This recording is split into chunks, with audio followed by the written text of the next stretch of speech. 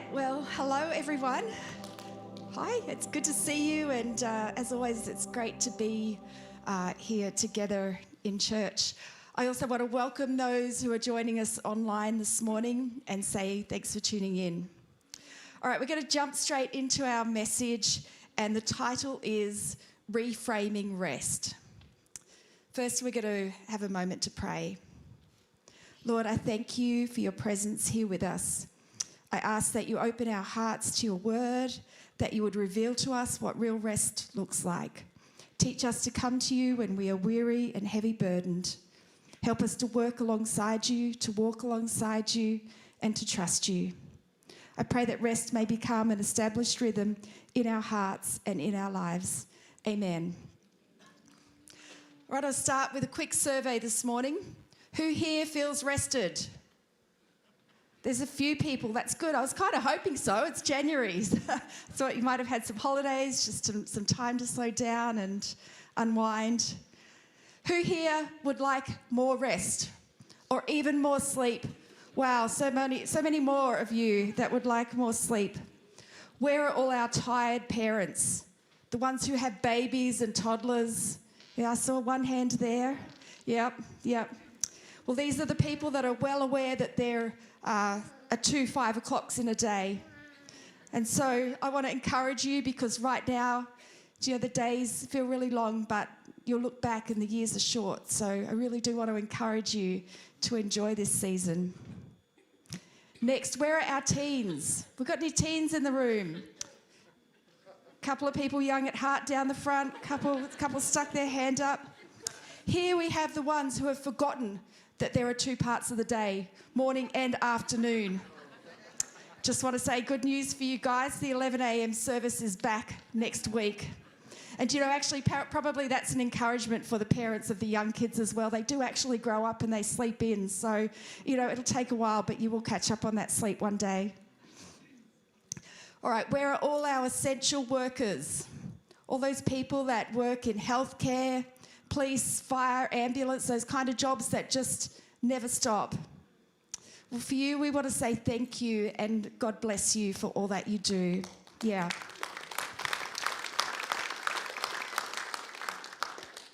I think when it comes to rest, many of us know about it, but we don't know how to put it into practice. Certainly it can feel easier at this time of year because life has slowed down. But as the year unfolds and the pace picks up, rest can feel harder and harder to come by. So my goal for today is to give us a fresh perspective on rest so that we can experience it all year round. And to do that, I want to begin by exploring the theme of rest throughout the Bible. We first encounter rest in the opening pages of Scripture. In Genesis 2, verse 2, it says, "By the 7th day, God had finished the work he had been doing. So on the 7th day, he rested from all his work. Then God blessed the 7th day and made it holy, because on it he rested from all the work of creating that he had done." And so from the very beginning, we see that rest is not an afterthought. It's part of God's intentional design. And this pattern is later affirmed in the 10 Commandments. Exodus 20, verse 8 to 12, reveals to us the 4th commandment. "Remember the Sabbath day by keeping it holy. 6 days you shall labour and do all your work, but the 7th day is a Sabbath to the Lord your God. On it you shall not do any work, neither you, nor your son or daughter, nor your male or female servant, nor your animals, nor any foreigner residing in your towns. For in 6 days the Lord made the heavens and the earth, the sea, all that is in them, but he rested on the 7th day. Therefore the Lord blessed the Sabbath day and made it holy." As we move forward then in Scripture, Exodus 31 describes the Sabbath as a sign of God's covenant with Israel. It marks them as God's people, and disregarding it carried serious consequences. Throughout Exodus, Leviticus, and Numbers, God gave specific instructions for Sabbath observance. No regular work, instead, sacred assemblies and rest. This even applied during times of ploughing and harvest season, where stopping work would have required real rest and real trust in God. As we move on to the prophetic books, the Sabbath is reinforced as a sign of faithfulness to God. But here, the emphasis shifts from ritual alone to heart posture and obedience. Sabbath keeping is connected to how people live, how they treat others, and how they honour God. Observing it brings restoration, inclusion, and delight, while neglecting it reveals spiritual unfaithfulness. This is beautifully captured in Isaiah 58, verses 13 to 14. It says, "If you keep your feet from breaking the Sabbath and from doing as you please on my holy day, if you call the Sabbath a delight and the Lord's holy day honourable, and if you honour it by not going your own way and not doing as you please or speaking idle words, then you will find your joy in the Lord, and I will cause you to ride in triumph on the heights of the land and to feast on the inheritance of your father Jacob. For the mouth of the Lord has spoken." This passage makes it clear that the Sabbath is about honouring God from the heart and finding joy in him, not simply following the rules. So up to this point, the idea of Sabbath seems simple enough. Yet over time, people began to add and subtract from God's commands, exactly what Deuteronomy 4 verse 2 warns against. "Do not add to what I command you and do not subtract to it, but keep the commandments of the Lord your God that I give you." God intended the Sabbath as a blessing, a day of rest and renewal. But this day that he intended as something really beautiful became complicated by human tradition. By the time of Jesus, the rules about what could and couldn't be done on the Sabbath had grown very detailed. And to understand how that happened, it helps to look at the Hebrew idea of work. The Hebrew word for work, melakah, doesn't mean just any kind of labour. It refers to creative, productive activity, work that changes the world. And so in an effort to protect God's law, Jewish leaders began to define what melakah looked like in practice. Now, they started out with good intentions. They wanted to build a fence around the Torah so that they could stop people from accidentally breaking God's commands. And over time, these definitions expanded further and further until later they were organised into what became known as the melakot, which was 39 categories of work that were prohibited on the Sabbath. So what began as a safeguard eventually became a burden. The traditions and regulations became more and more complex. And as many of us may have experienced from one time or another, complexity is the enemy of execution. In the New Testament, Jesus confronts this. He invites the weary to come to him and to find rest. And in doing so, he reclaims the Sabbath. He shifts the focus from rule keeping to relationship, from external compliance to inner renewal. And so the question for us isn't, are we keeping the Sabbath rules the right way? The better question is, are we actually receiving the rest that God intends? Do you know, the reality is we live in a world where work is always within reach. You might have discovered that technology makes it really easy for work to seep into every environment, in every moment of our lives. And so even though we know that we need to rest, we know it's good for us, and we know that it's part of God's intentional design for us, we can find it hard to put into practice, right? Now, I know what this struggle feels like from personal experience. For much of my life, rest and I have had a rocky relationship. The people that know me are laughing. According to the Clifton Strength Finders, one of my top 5 strengths is achiever. So I want you to understand what it feels like to be an achiever. Every day starts at 0. That's every day. What you accomplished yesterday doesn't count, unfortunately. The tally board resets each day, and the constant question is, what am I going to get done today? I also happen to have a strong sense of responsibility, which adds another layer to this. I like to take ownership over what I say I will do, and I have a strong commitment to follow through. And so while rest has not come easily to me, over the past 5 or 6 years, God has been teaching me how. In the interest of full disclosure, though, I certainly don't have it all figured out. I relapse all the time, and I find myself still resisting rest. But I am committed to keep learning, and today I'm excited to share what God has been teaching me so far. Do you know, I recognise that there are times when rest feels impossible. With everything on our plates, it can seem indulgent, irresponsible, or inefficient. I know what it's like to tell myself, I'll rest tomorrow, but then tomorrow never comes. But I do believe that God has something different for us. And the main truth that I want us to take away from today is this: God loves us, and rest is a gift. It's an invitation for all of us to come to Jesus when we are weary and burdened so that we can receive real rest. I also want us to know that there's another way to live, a way where we don't have to carry everything on our own, a way where we can trust Him and where we don't have to control everything. And this is why the words of Jesus in Matthew 11, verses 28 to 30 are so important. Come to me, all who are struggling hard and carrying heavy loads, and I will give you rest. Put on my yoke and learn from me, for I am gentle and humble, and you will find rest for yourselves. My yoke is easy to bear, and my burden is light. This morning, as we sit in these words of Jesus and later look at Matthew 12, I want to share 4 ways that He reframes rest for us. And here is reframe number 1.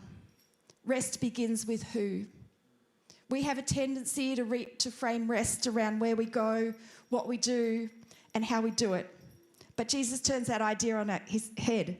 He reframes rest not as a matter of place or activity, but a matter of who we come to. In Matthew 11:28, Jesus simply says, "Come to me." He isn't promoting a particular practice. He's not revealing the top 10 holiday destinations or telling us what to watch on Netflix. And just to be clear, I'm not knocking Netflix or taking holidays. They're fine. But the truth of the matter is, they're not prerequisites for rest. And so Jesus is showing us that true rest begins in relationship with Him.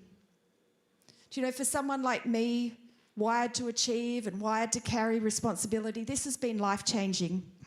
I used to think that rest was something that I had to figure out on my own, that it depended on choosing the right environment or doing the right activity. But real rest, lasting rest, doesn't come from what we do or where we go. It comes from Jesus. So perhaps by now you're wondering, what exactly is real rest? Well, I'm glad you asked. I was thinking about this recently, and I began to wonder whether the Bible makes a distinction between rest and relaxation. Because in the world's eyes, they often get treated as the same thing, and we expect the same outcome. But biblical rest is different. And I want to look at a couple of Hebrew words that relate, that will help us understand this concept. The first is Shabbat, which is Sabbath, and it means to stop.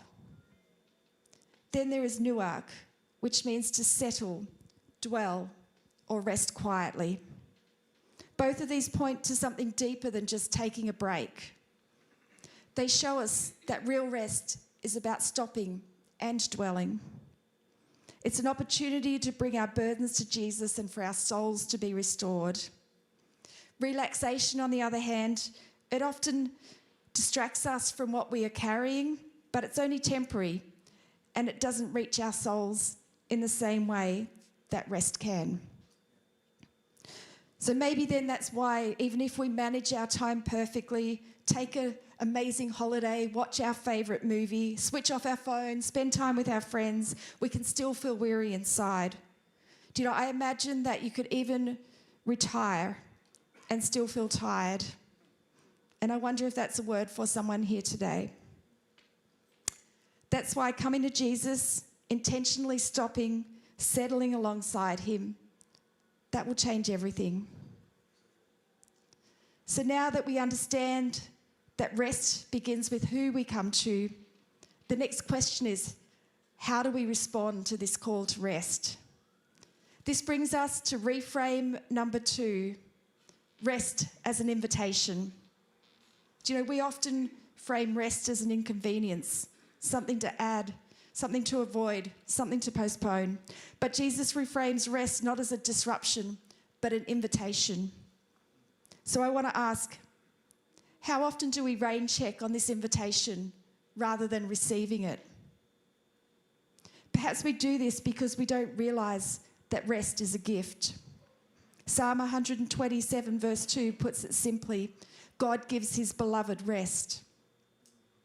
The truth is, rest is designed to bless us, not to burden us. And even though rest can feel like a luxury we don't have time for, in reality, it's necessary for all of us. Do you know, for many years I despised rest. I saw it as an inconvenience. I saw it as something I had to do so that I could regain my energy for the next achievement. And even after I was saved and discovered that rest is a biblical principle, I struggled. And I think my resentment lingered because I hadn't yet connected God's love for me with his gift of rest. But who knows that God is so gracious? Do you know, a number of years back, God painted a picture for me of what rest could look like. And the phrase that came to mind was holy intermission. Now think about the purpose of an intermission during a performance. The show stops and we step away, we stretch, we grab a drink, we go to the bathroom, and when we come back, we're able to engage with renewed focus. And so here's what a holy intermission can look like in our lives. Not escape, not necessarily inactivity, because rest, after all, is a verb, and a verb is a doing word. But a holy intermission is an intentional and deliberate pause. It's a time where we disengage from work in order to engage in life-giving activities that leave us feeling refreshed and restored. It might be as simple as taking a walk, leaving your phone behind, becoming aware of God's presence, taking a moment to breathe and to pray.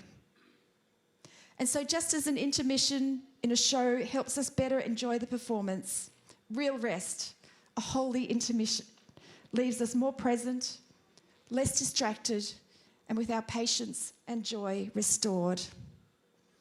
And so to sum up this reframe, rest is like a holy intermission, an invitation from Jesus to pause, to set aside work, to dwell in him, and to receive rest. Here's the thing though, saying yes to that invitation still isn't the end of the story. Once we begin to rest in him, a new question emerges. How do we carry the responsibilities of life without neglecting the needs of others or letting them down? This brings us to our next reframe, which I've called the shared yoke. Do you know, too often we approach responsibility through the lens of self-reliance. We try to carry every burden on our own. And sometimes when the load grows heavy, rest can feel impossible, even irresponsible. It can feel like falling behind, letting people down, or even dropping the ball.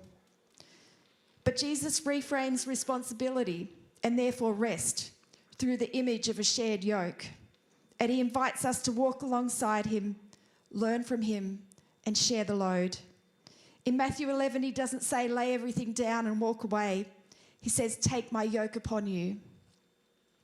Now, a yoke, in case you're not sure, is a tool for work. It assumes responsibility, but it also assumes partnership. In Jesus' time, a yoke joined two oxen so that they could work together. Alone, the ox would struggle. Together, the load became manageable because the weight was shared.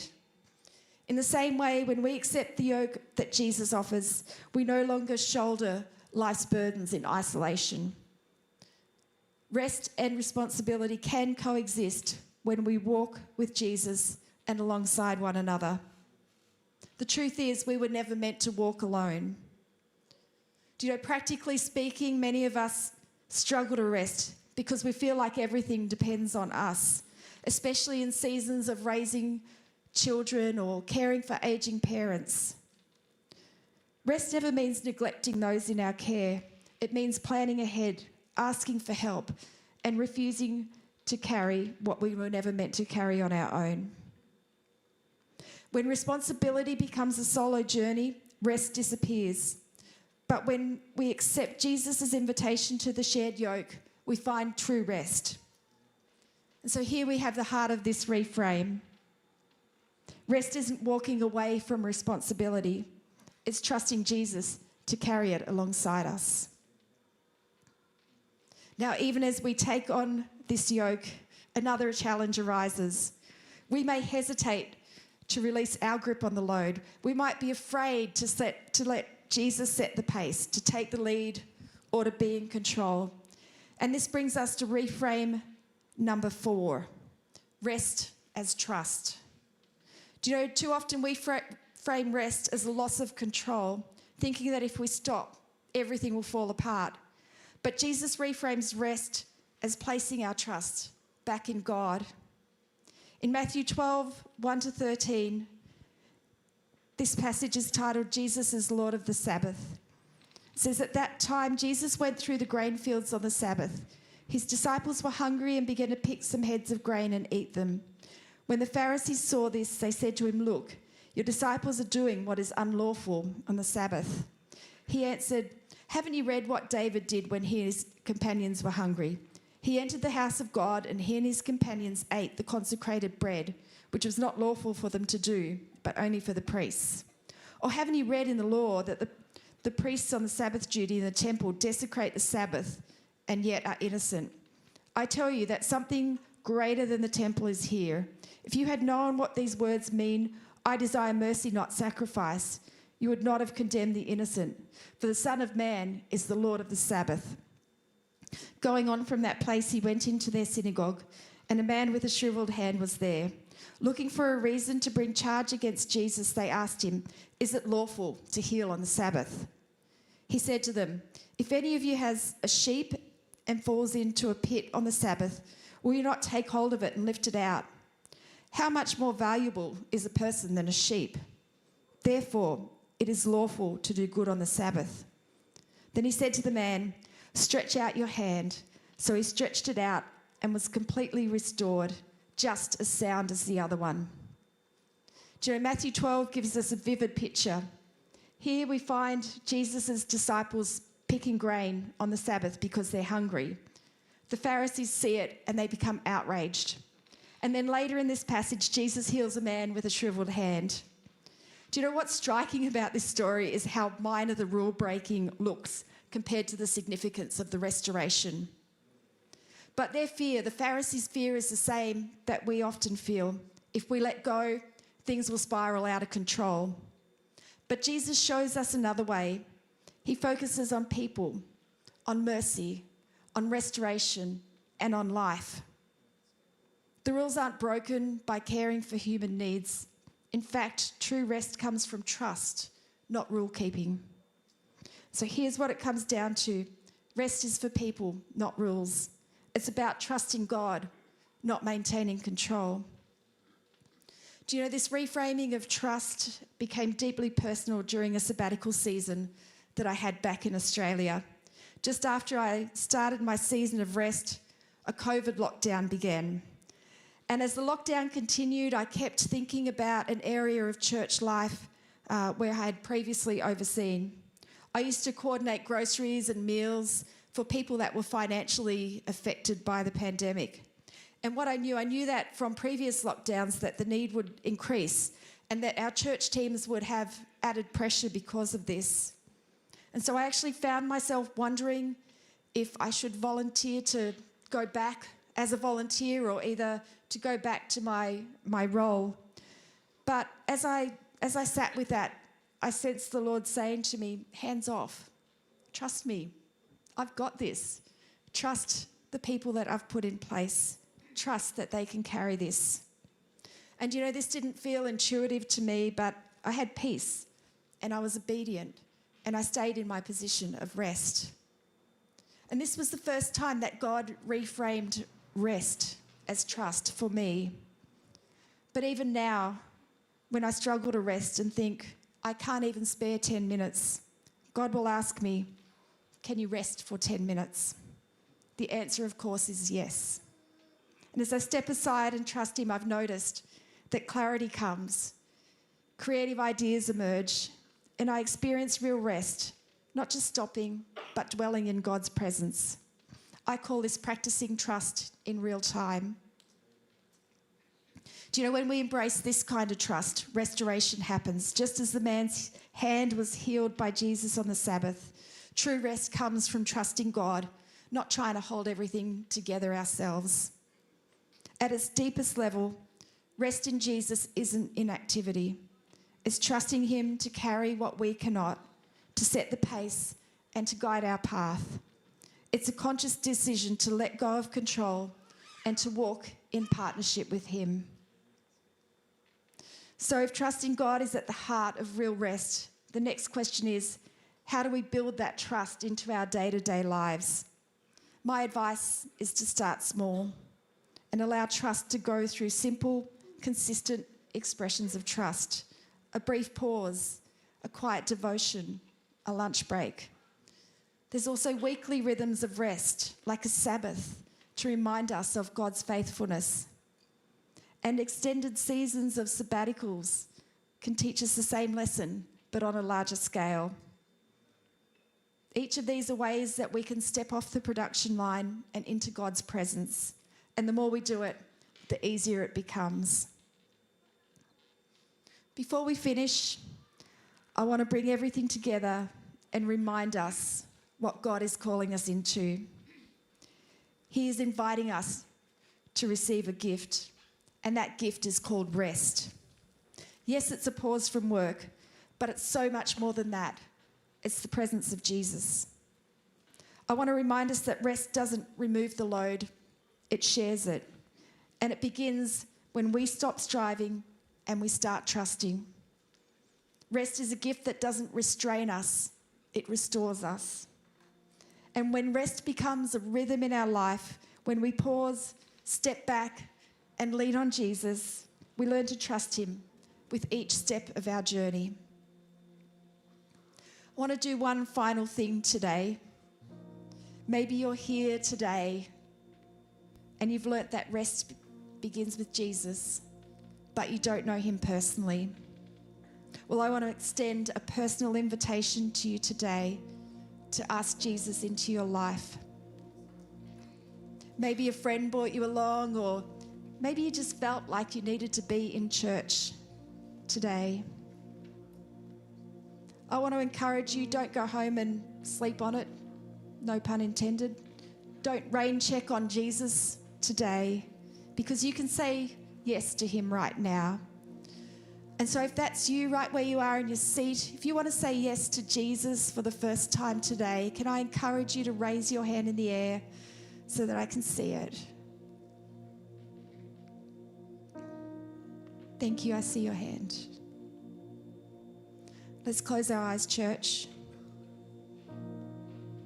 I want to speak aloud once again the very words Jesus spoke at the end of Matthew 11, words that he is speaking to each of us this morning. Come to me, all you who are weary and burdened, and I will give you rest.